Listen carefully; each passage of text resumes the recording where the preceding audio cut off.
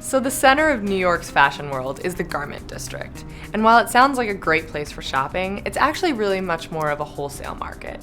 All of the designers have their main offices in the Garment District, and it's where you can go if you really want swaths of fabric, or maybe you love making your own clothes. One of the most famous stores in the Garment District is called M&J Trimmings. You may recognize it from Project Runway, but you can even buy things there if you love to just sew or maybe get a little creative with your own clothes. They do sell to consumers, and you can buy smaller pieces of things as opposed to large bolts of fabric. But typically, if you're walking through the Garment District, it is a wholesale neighborhood. You are going to see lots of fashion people because that's where these big houses have their head offices. So, places like Calvin Klein and Ralph Lauren, their offices are in the Garment District, but it's much more of a business district as opposed to shopping.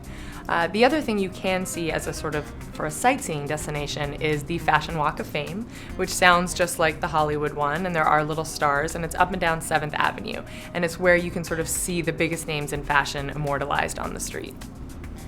The Garment District also used to be the center of the manufacturing of the fashion world. In recent times, a lot of manufacturing has gone offshore, but New York City specifically has been trying to focus on more American-made clothing, and if you're gonna find that, you're gonna find that in the Garment District.